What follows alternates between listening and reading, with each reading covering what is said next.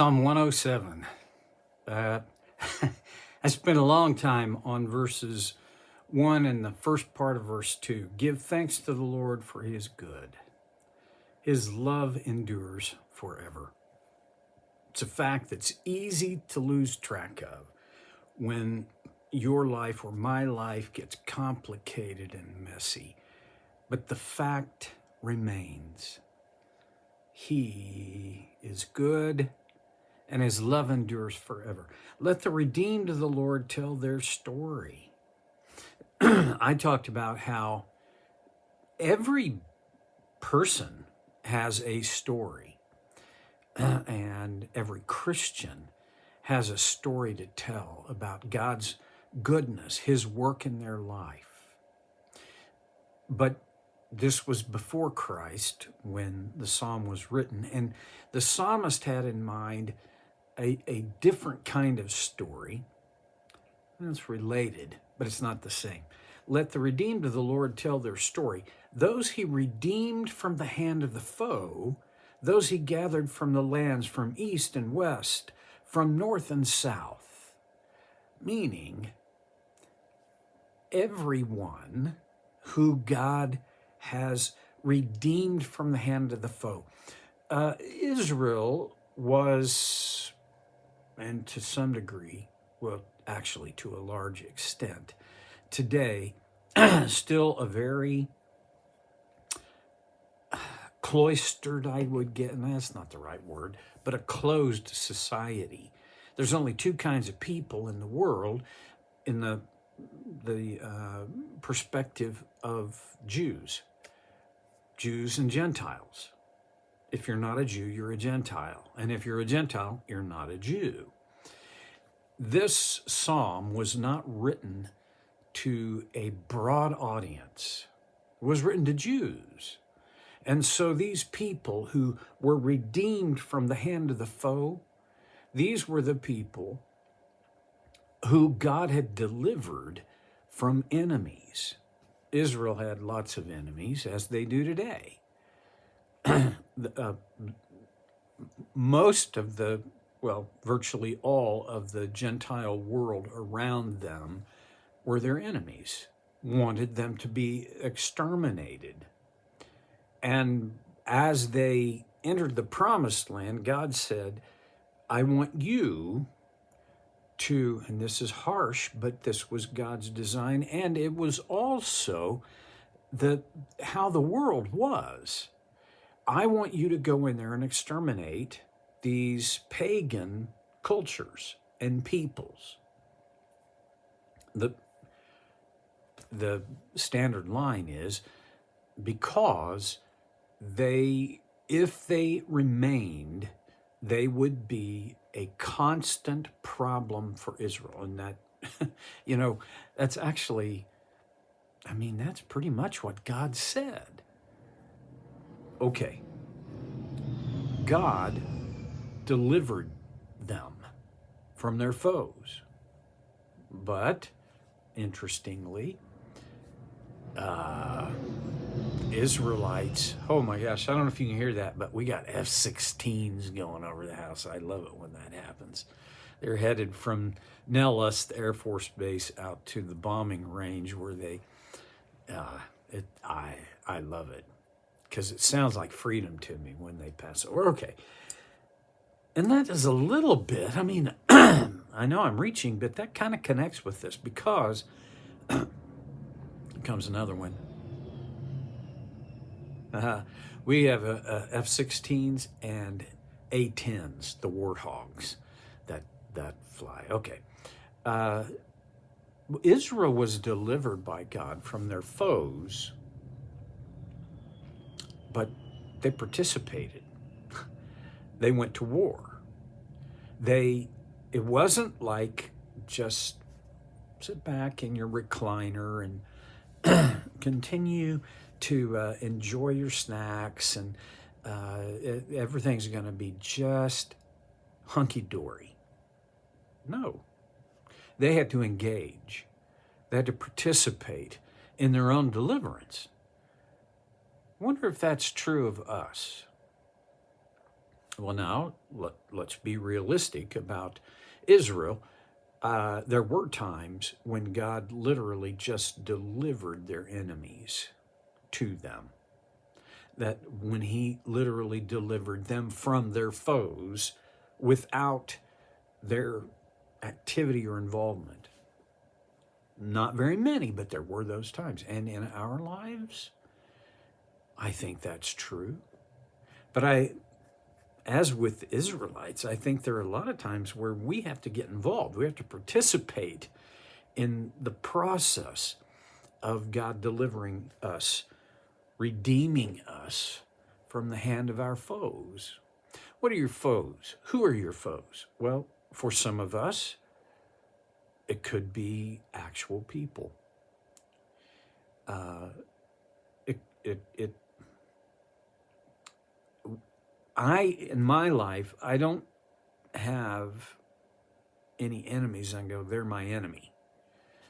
I have people that are a little harder to get along with, and they require more effort, but I can't say they're my enemies. Not in this way. I do have a set of enemies that, and they're not very many, but one of them is anxiety and worry. I'd like to be able to blame someone for this. My mom was a person of anxiety and worry. And I found out, as an adult, that my dad experienced fairly constant anxiety all the time I was growing up, and didn't know that. So I'd love to say, well, genetically I'm predisposed to, and maybe I am, but I do know this. Nobody makes me worry but me. I'm anxious, but I can't blame anybody for my anxiety. Those two are my biggest worries. And a third on the list of my enemies, my foes, is depression. I'm prone to episodic and periodic depression. I've learned over time that this is not a fatal situation. And it is not, what's the word I would use? It's not my fate. I'm not going to be, my depression is fairly short term. Some days it's a few days, sometimes it's a few weeks. I've gone through periods of my life where I was depressed for months, but it had a beginning, a middle, and an end. This has helped me deal with that foe, but it hasn't made the foe go away. I don't know what your foes are. I'm grateful that I don't have a protracted, prolonged, long-term physical illness. I'm so grateful that I am generally healthy. But I have friends who they deal daily with debilitating illnesses. That's a foe. I'd love to be able to say, and God will deliver you from that foe just as he delivered Israel. Can't say it because I don't know. Some people go to their grave with the illnesses that plague them through their life. I can't say, well, it's not, I'm sorry if I don't want to be harsh, but it's not name it and claim it. Okay, and then he goes on. Verse 4, some wandered in the desert wastelands. Who was that? Well, that was Israel in the Exodus, finding no way to a city where they could settle, and that was the case. They wandered 40 years in the wilderness.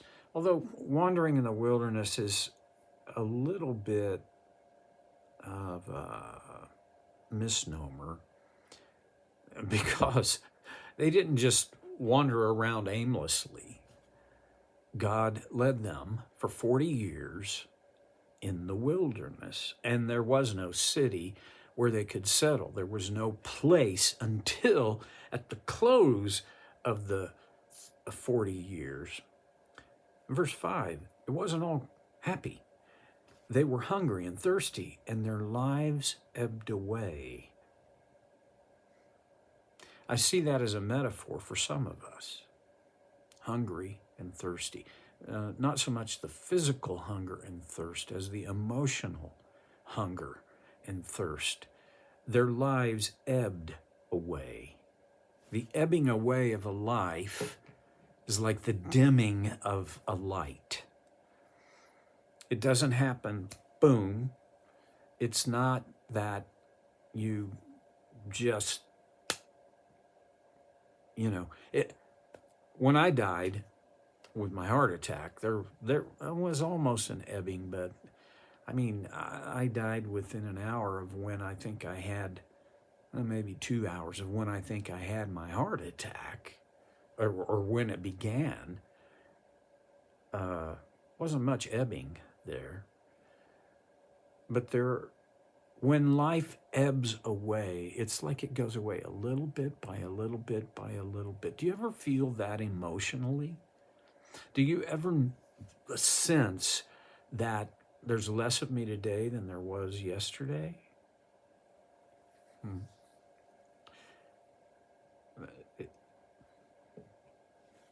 Verse 6, then they cried out to the Lord in their trouble, and he delivered them from their distress. Israel, the story of Israel, the history is filled, pardon me, with some pretty hard-headed, unresponsive behaviors and patterns. And it seems like it took Israel this ebbing away experience to come to a point where they realized, I do not have the resources to take care of this. And so they cried out to God in their trouble. You and I know we cry out, and some of us cry out not just daily, but hourly, and some days moment to moment for God's deliverance. And yet, things continue. They go on. Well, I suppose I think the point of what the psalmist is doing here is calling Israel back to the history. The fact that when they called on him, they cried out to him in their trouble. It's not like, they weren't inventing trouble. It really was trouble. But he delivered them from their distress. If God did that for them, he is capable of doing it for us. Is this a promise that he will do that for us? I think that'd be a poor reading of this, in fact. But to believe that he can, because he has, that's important. That's a place, that's some solid ground to stand on as we struggle against our trouble. He led them by a straight way to a city where they could settle. Now that is not literal. That's very metaphorical. He led them. I'm going to close with this today. I want to, and I believe you want to be led by God. But we don't have a pillar of cloud by day and a pillar of fire by night. God leading me, him leading you, frankly, it seems very mysterious. We're going to come back to that next time on So Care with Stevie.